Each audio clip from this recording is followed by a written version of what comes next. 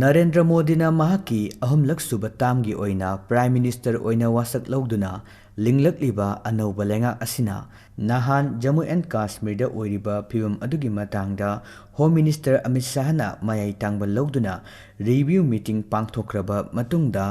ngarang chahi ama helaklaba manipurgi lan asigi matangdasu home minister Amit Shah na preside tawduna mifam ama pangthokre amari mifam asi ngarang pangthoktringegi mamangda nahan manipurgi governor oiriba Anisha Uikena laibak asigi president Draupadi Murmu amadi union home minister Amit Shah ga unaduna manipurgi matangda akhanaba thaurang sing lakhotnabagi damak wafam sing phongdokiba laiki amadi ngarang home minister Amit Shah na preside tawduna famkiba mifam asida haujik tholiba kangluki muknaba pibam asi orishin puraknabagi damak maitei amadi kuki furup animaka wari sanagani haina phongdokli union home minister Amit Shah na manipurda haujik oiriba security gi pibam gi matangda yengsinbaga lonana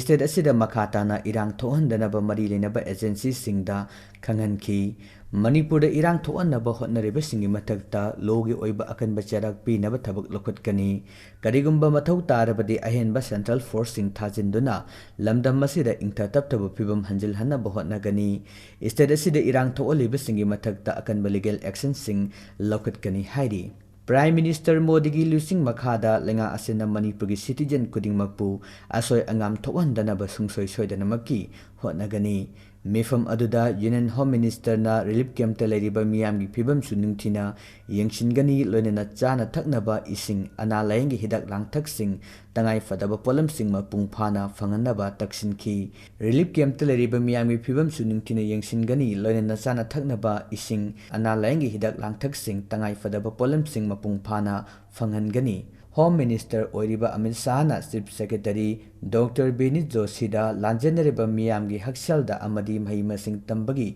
Kudong Chaba Sungsoshodana Pinanaba Kanganki Haujik Leriba Irang Asigi Warushin Puraknaba Amaga Kusumnana Puna Chaminabagi Tangai Fadaba Adu Lay Haiduna Fungdoki Central Langak na Manipur gi leriba security gi phibam asi henna mapangal kankhat hanaba Manipur Langak ta matam khudimakta mateng pangduna lakli haiduna su fongdokli Haukiba jungi tang taraga manga gi numidang wairam pung taru makhairam tarakpa matamda injo Myanmar ngamkhai pading de leiba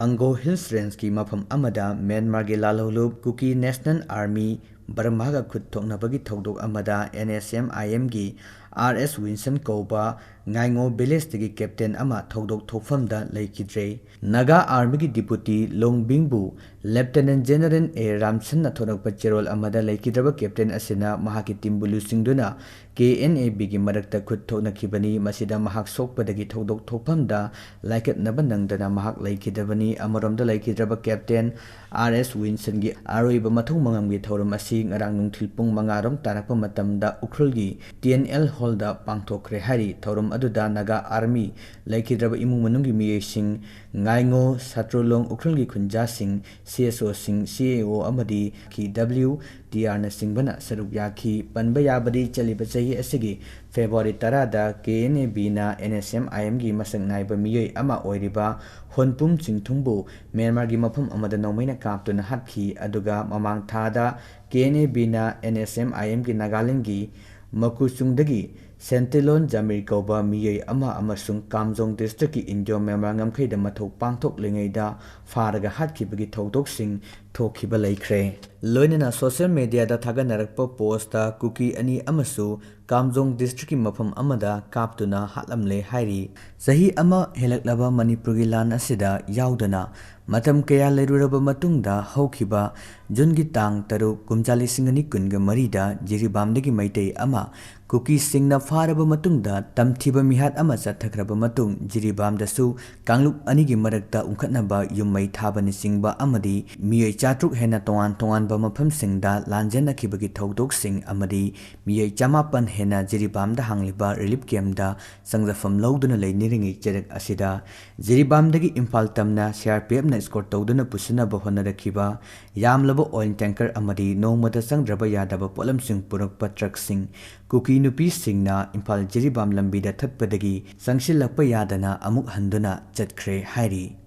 ꯑꯃꯗꯤ ꯉꯔꯥꯡ ꯅꯨꯃꯤꯗꯥꯡ ꯄꯨꯡ 4:30 ꯇꯥꯔꯛꯄꯗ ꯀꯥꯡꯄꯣꯛꯄꯤ district headquarter ꯃꯅꯥꯛꯇ ꯂꯩꯕ ꯏꯝꯐꯥꯜ ꯗꯤꯃꯥꯄꯨꯔ ꯂꯝꯕꯤ ꯄꯔꯤꯡꯒ ꯇꯥꯏꯅꯕ ꯃꯃꯥꯡ ꯊꯪꯕ ꯁꯔꯨꯛꯇ ꯂꯩꯔꯤꯕ ꯊꯣꯃꯥꯁ ꯒ꯭ꯔꯥꯎꯟ ꯃꯅꯥꯛꯇ CRPFꯀꯤ ꯄꯔꯁꯅꯦꯜꯁꯤꯡ ꯄꯨꯗꯨꯅ ꯆꯠꯈꯤꯕ ꯃꯩꯇꯩꯒꯤ ꯕꯁ ꯑꯃ ꯀꯨꯀꯤꯁꯤꯡꯅ ꯃꯩ ꯊꯥꯈ꯭ꯔꯦ꯫ ꯕꯁ ꯑꯗꯨ CRPFꯀꯤ ꯈꯨꯠꯂꯥꯏ ꯄꯥꯏꯕ ꯄꯔꯁꯅꯦꯜꯁꯤꯡ ꯇꯣꯡꯗꯨꯅ ꯆꯠꯈ꯭ꯔꯕꯁꯨ ꯃꯐꯝ ꯑꯗꯨꯗ ꯍꯥꯟꯅꯗꯒꯤ ꯉꯥꯏꯗꯨꯅ ꯂꯩꯔꯝꯕ ꯃꯁꯤꯡ ꯌꯥꯝꯂꯕ ꯀꯨꯀꯤ ꯂꯝꯍꯦꯟꯕ ꯅꯨꯄꯥ-ꯅꯨꯄꯤꯁꯤꯡꯅ ꯌꯣꯝꯁꯤꯜꯂꯛꯇꯨꯅ ꯊꯠꯂꯕ ꯃꯇꯨꯡꯗ ꯈꯥꯝꯍꯜꯂꯒ ꯕꯁ ꯑꯗꯨꯒꯤ ꯆꯦ ꯆꯥꯡ RCC ꯕꯨꯛꯅꯆꯤꯡꯕ ꯌꯦꯡꯂꯒ ꯃꯩꯇꯩ ꯑꯣꯏꯔꯝꯕꯗꯒꯤ ꯃꯩ ꯊꯥꯗꯣꯛꯈꯤꯕꯅꯤ꯫ ꯊꯧꯑꯣꯡ ꯑꯗꯨꯒꯤ ꯃꯥꯌꯣꯛꯇ ꯒꯥꯔꯤ ꯑꯗꯨꯗ ꯇꯣꯡꯗꯨꯅ ꯂꯥꯛꯈꯤꯕ CRPFꯀꯤ ꯄꯔꯁꯅꯦꯜꯁꯤꯡꯁꯨ ꯀꯔꯤꯃꯠꯇ ꯇꯧꯕ ꯉꯝꯈꯤꯗꯦ ꯍꯥꯏꯔꯤ꯫